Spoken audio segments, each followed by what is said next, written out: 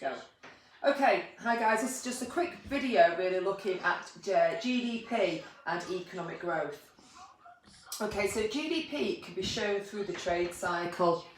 So through the trade cycle, what we look at is real output on one axis and time on the other. And you have GDP going through peaks and troughs. Okay, so this is your GDP line. Peaks are often characterised by booms and troughs through recessions and depressions.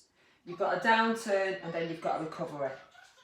This is not a very difficult diagram to understand. And when you look at actually economic growth, real growth data over time, you'll see that there is booms and troughs occurring within the data. During some periods of UK economic growth, we see that this peaks and troughs are less pronounced. So during the nice decade, which was in the noughties, we see that there isn't as much of a trough and in fact a longer peak, but we discuss that more next time we're in class. Now, times of boom are often characterised by low levels of unemployment, high levels of inflation, and times of recession, high levels of unemployment and low levels of inflation.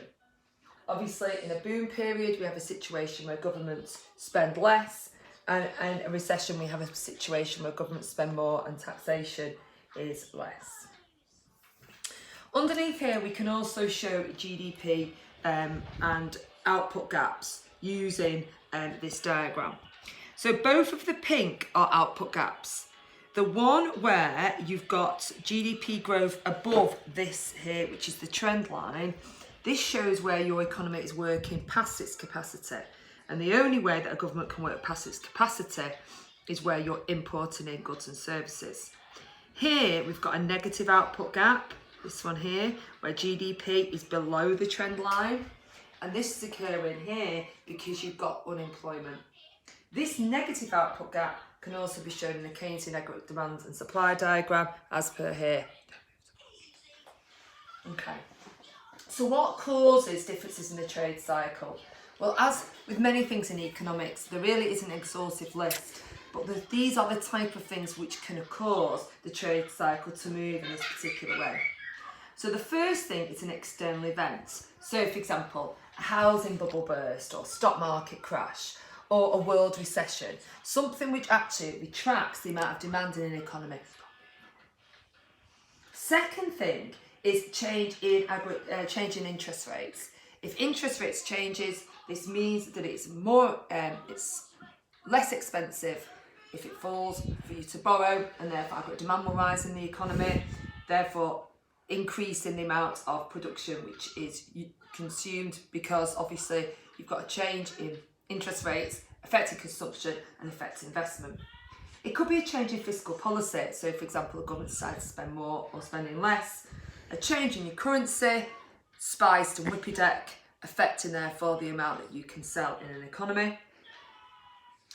One of the things we have to remember when we're looking at economic growth in the trade cycle is hysteresis.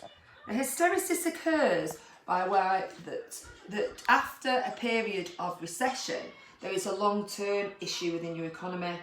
So, for example, it could be that you've got large numbers of factors of production who don't really ever enter the workforce again because of the fact they have been de-skilled, so the skills they have are no longer required by the market. Or it could be due to a lack of investment because firms haven't maintained investment levels during that period of recession. So this hysteresis can affect the economy moving back to long-term growth. Just looking here at long-term growth shown on the PPF. So two diagrams here. This first diagram shows long-term growth because it shows an increase in the productive capability of the economy or an improvement in the quantity and quality of inputs of production. Whereas this just shows you moving from an area of unemployment to all factors of production being employed. If we were looking at this on a Keynesian diagram, we would see here that this is a movement to your PPF and within it, but a shift out of your aggregate supply curve is shown as a shift out on the PPF. So how can we show long-term economic growth, or how is it affected using our factors of production? Well, with land, that might be a discovery of natural resources, or a better use of renewable or non-renewable resources. It could be through labour, through a change in demographics. So, for example, an increase in birth rate or an increase in migration. As we know, migration is always and everywhere a benefit to an economy. It could be through changing participation rates, so flexible working, or an increase in retirement age, meaning more pensioners stay within the working system. And it could be a change in capital, so somehow a change in fixed human and social capital, use of technology to improve your economic growth. So it's just a short video just talking about how the trade cycle refers to economic growth, looking through those notes that you completed the last few days. Thanks. Like and subscribe.